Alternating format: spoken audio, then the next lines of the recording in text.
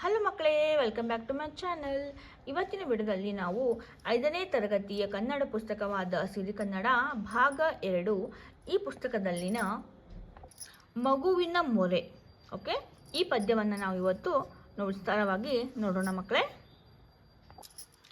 ಉರಿಯಲಿಲ್ಲ ಆರಲಿಲ್ಲ ಬಾಳ ಹಣತೆ ಹೇ ಪ್ರಭು, ಉರಿಯಲಿಲ್ಲ ಆರಲಿಲ್ಲ ಬಾಳ ಹಣತೆ ಹೇ ಪ್ರಭು, ಬತ್ತಲಿಲ್ಲ ತುಂಬಲಿಲ್ಲ ಬಾಳ ಓರತೆ ಹೇ ವಿಭೋ, ಬತ್ತಲಿಲ್ಲ ತುಂಬಲಿಲ್ಲ ಬಾಳ ಓರತೆ ಹೇ ವಿಭೋ, ಅರಳಲಿಲ್ಲ ಉರುಳಲಿಲ್ಲ ಬಾಳ ಹೂವು ಹೇ ಪ್ರಭು, ಅರಳಲಿಲ್ಲ ಉರುಳಲಿಲ್ಲ ಬಾಳ ಹೂವು ಹೇ ಪ್ರಭು, ಮುಳುಗಲಿಲ್ಲ ತೇಲಲಿಲ್ಲ ಬಾಳ ನಾವೆ ಹೇ ವಿಭೋ, ಮುಳುಗಲಿಲ್ಲ ತೇಲಲಿಲ್ಲ ಬಾಳ ನಾವೆ ಹೇ ವಿಭೋ, ಏಳಲೇಕೆ ಬೀಳಲೇಕೆ ಬಾಳಲೇಕೆ ಈ ತೆರ, ಏಳಲೇಕೆ ಬೀಳಲೇಕೆ ಬಾಳಲೇಕೆ ಈ ತೆರ, ಗೊಳಮೊಟ್ಟೆ ಇಟ್ಟು ಬಂತು ಬಾಳ ಮರಿಗೆ ಬೇಸರ, ಗೊಳಮೊಟ್ಟೆ ಇಟ್ಟು ಬಂತು ಬಾಳ ಮರಿಗೆ ಬೇಸರ, ಇರುವಿಗೊಂದು ಗುರಿಯ ತೋರು ಇದನ್ನೇ ಬೇಡಿಕೊಳ್ಳುವೆ, ಇರುವಿಗೊಂದು ಗುರಿಯ ತೋರು ಇದನ್ನೇ ಬೇಡಿಕೊಳ್ಳುವೆ, ಬದುಕಿಗೊಂದು ಅರ್ಥ ತೋರು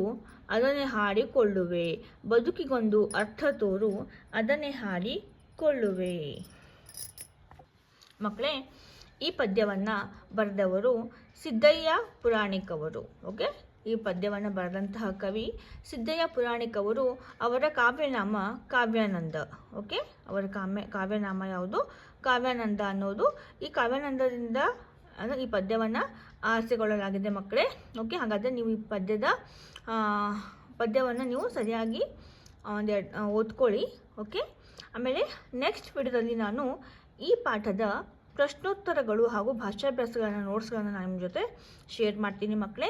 ಓಕೆ, ನಿಮಗೆ ಆ ವಿಡಿಯೋ ಬೇಕಾದಲ್ಲಿ ನೀವೇನು ಮಾಡಬೇಕು, ನಮ್ಮ ಚಾನಲನ್ನು ಸಬ್ಸ್ಕ್ರೈಬ್ ಮಾಡ್ಕೊಳ್ಳಿ. ಸಬ್ಸ್ಕ್ರೈಬ್ ಮಾಡ್ಕೊಳ್ಳೋದ್ರಿಂದ ನಾನು ಆ ವಿಡಿಯೋವನ್ನು ಅಪ್ಲೋಡ್ ಮಾಡಿದಾಗ ನಿಮಗೆ ನೋಟಿಫಿಕೇಷನ್ ಬರುತ್ತೆ.